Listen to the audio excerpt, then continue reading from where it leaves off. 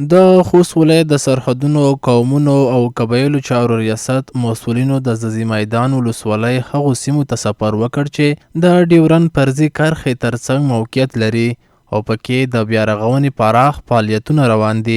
مسؤلین وایي چې څه موده وړاندې د ډیورند فرضي کرښې په هغو ولسوالیو کې د 38 بیا رغنیزو پروژو کارونه پیل شوي چې د سرحدي سیمو د خلکو بنسټیزو اړتیاوو ته ځواب وایي.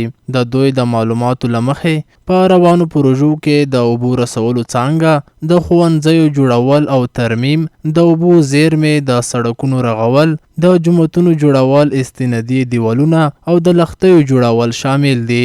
د یادو پروژو ټول لګښت شاوخوا 120 میلیونه افغانۍ اټکل شوی دی. د امیرالمؤمنین دامت برکاتهم العالیه په حکم باندې په ټول افغانستان کې په سرحدي ولسوالیو کې، په سرحدي ولایتونو کې او په فرضي کرښه باندې څومره ولسوالۍ پرتې دي، هغې دپاره پروژې شروع دي.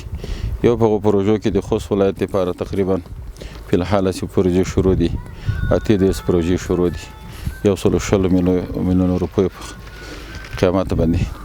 او دغه د ځاځي میدان ولسوالۍ کې تقریبا 8 پروژې شروع دي چې په دې کې مکاتب دي، د مکتبونو ترمیم ده، اوبو رسول دي، دغه ټانکۍ دي، دا سهولتونه. دویم دا ده چې دې کې د خلکو ته هم د کار فرصت ورکې پیدا شوی ده چې څومره کارونه کېږي د داخلي افغانان یې خپله کوي. د ځاځي میدان ولسوالۍ اوسیدونکي د پروژو له روانو کارونو خوښ دي.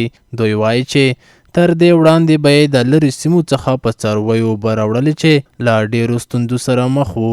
دغه راز د سیمې خلکو غوښتنه وکړه چې ورته نورې ټولګټې پروژې دې هم پلي شي څو د خلکو ورځنۍ اړتیاوې لا اسانه شي. پروژې شروع کولو نه، د پروژې د حکومت نه، د پروژې د هغه نه ډونر نه موږ ډېره مننه کوو چې موږ دغو خلکو ته چې اوبه یې نه لرله 100 کلو مخکې ما یادوري وکړله چې 100 کلو پورې موږ ډېر سخت د اوبو سره ستونزمن وو. خو اوس چې دا خبره د اسلامي امارت په خوا کې راغله، د وخت کې راغله او موږ ته اوبه پیدا شولې، موږ د حکومت نه او د هغه تامینونکي مؤسسې نه یا که د حکومت وي دغه نه ډېره مننده وي. اسلامي امارت نه موږ ډېر خوشحال یو، ډېره مننه ونه کوو چې موږ ډېر مشکلاتو سره مخامخ شوي، په خرو په ګډیو مو وړاندې اوس چې د دوی دا کوي وویلو موږ د شپږ اتیا کورونه یو، دغو ټولو کورو ته موږ اوبه رسیږي. انشاءالله موږ ډېر خوشحال یو اسلامي امارت نه.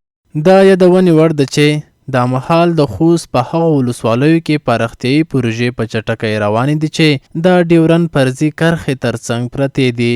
دغه پروژې د امیرالمؤمنین په ځانګړې پاملرنه او شفقت سره پلي کیږي.